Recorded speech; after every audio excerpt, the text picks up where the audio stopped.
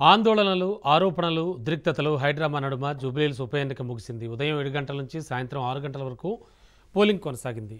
6 గంటలలోపు queue లైన్లో ఉన్న వాళ్ళందరికీ ఓటు వేయడానికి అనుమతి ఇచ్చారు ఎన్నికల అధికారులు. జూబ్లీహిల్స్ ఉప ఎన్నికల్లో 48.47% పోలింగ్ నమోదైంది.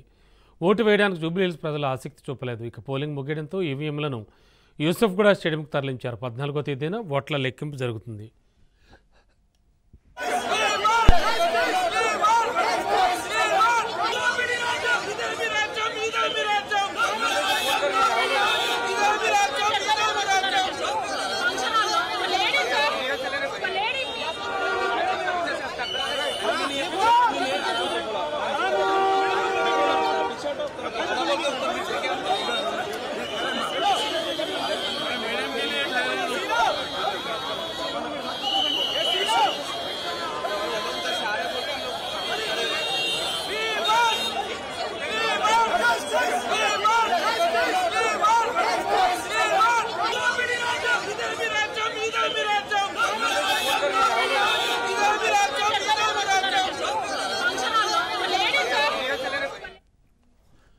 ఉత్కంఠ రేపిన జూబ్లీహిల్స్ ఉప ఎన్నిక పోలింగ్ పూర్తి కావడంతో ఫలితంపై సర్వత్రా ఆసక్తి నెలకొంది. మెజార్టీ ఎగ్జిట్ పోల్స్ అధికార పార్టీ కాంగ్రెస్ వైపే మొగ్గు చూపుతున్న గెలుపు అవకాశాలపై ప్రతిపక్షం కూడా విశ్లేషణ చేస్తోంది.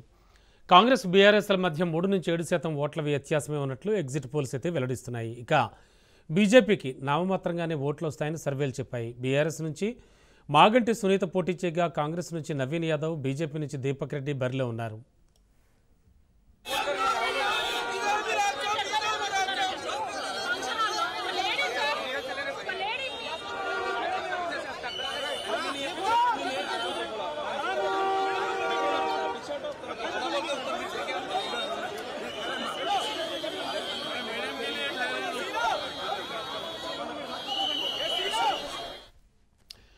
ఈ ఉప ఎన్నికను ప్రతిష్టాత్మకంగా తీసుకున్న కాంగ్రెస్, బీఆర్ఎస్, బీజేపీలు హోరాహోరీ ప్రచారం సాగించాయి.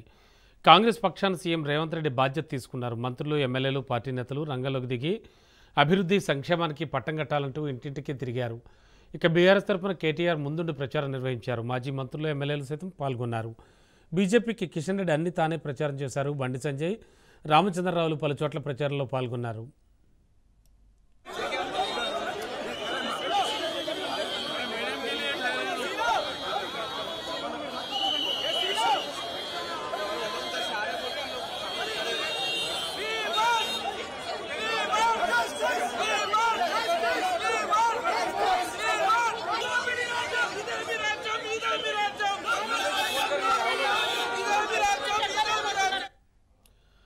జూబ్లీహిల్స్ బైపోల్ ఫలితాలు ఈ నెల 14న వెలువడతాయి. యూసఫ్గూడలోని ఇండోర్ స్టేడియంలో ఓట్ల లెక్కింపు జరుగుతుంది. పోలింగ్ సరళిని బట్టి రాజకీయ పరిశీలకులు భిన్న రకాలుగా విశ్లేషణ చేస్తున్నారు. త్రిముఖ పోరుగా కనిపించిన కాంగ్రెస్, బీఆర్ మధ్య నువ్వనేనా అన్నట్లుగా పోటీ నెలకొందని పేర్కొంటున్నారు. కాంగ్రెస్ వర్గాలు గెలుపై ధీమా వ్యక్తం చేస్తున్నాయి.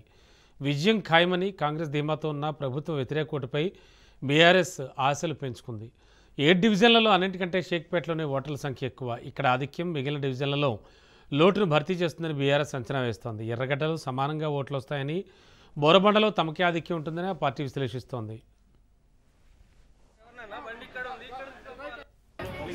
Sir, humble request, sir. Not only